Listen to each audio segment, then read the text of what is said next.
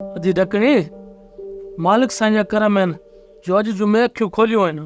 शुक्र अल्हम्दुलिल्लाह दा ये मुर्शिद जी करामतूं थई जो जी पेरड़ा घुमाए वियो त सभु शिफ़ाऊं मिलियूं आहिनि।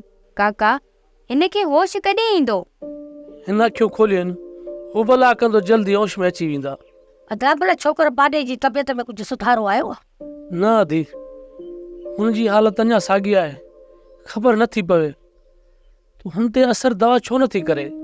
थोड़ी महिरबानी करे उनजी तबियत में सुधारो आणे ॾे त मां छोकिरे पंहिंजे गूंगे जी वञी तारीख़ रखां। अदी हाणे शादीअ खे वस ताईं हटाए छॾ। हा मां वस खां पहिरियां हिते का बि शादी कोन थींदी, सभिनी जा हाल पूरा थी विया आहिनि। जे छोकिरा ठीकु थिया न त मुजोरी हितां निकिरण जो फ़ैसिलो कंदो, पोइ काॾे हलंदो उहो अलाह ॼाणे। हा उहो त हिते हाणे रुञ पई थी वाका करे ॾिसी थो न कंहिं बि ॻोठ जे हिसे में को साओ तीलो कोन्हे। बसि त मालिक जा रंग आहिनि, ख़बर न आहे त अञा अलाए असां केतिरा इम्तिहान वठंदो।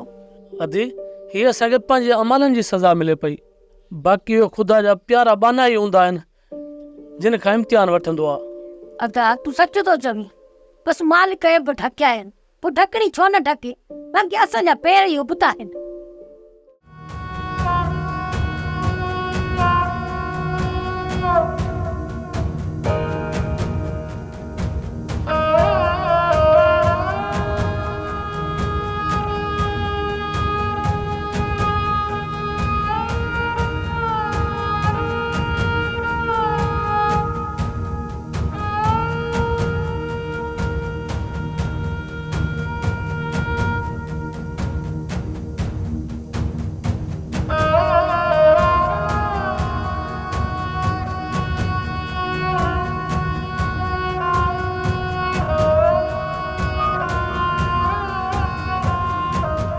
मां ॼाणा थो मुंहिंजा भाउ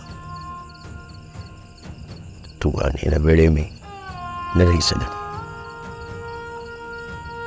छा कजे। असां हिन मिटीअ सां जुड़ियल आहियूं यार, पैदा बि नी मिटी में थिया आहियूं,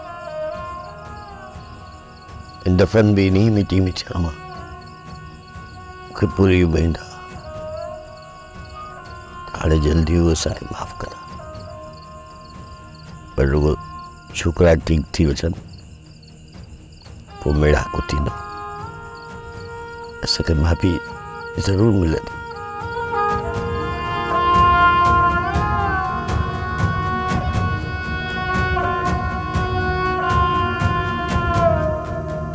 सोप सीरियल मोहब्बतुनि जो माग तमाम एपिसोड्स ॾिसो हाणे HD क्वालिटीअ में। विज़िट करियो असांजो YouTube channel Sindh TV HD drama. Subscribe कयो असांजो official YouTube channel Sindh TV HD drama ऐं वधीक अपडेट लाइ बेल आइकन खे क्लिक करियो।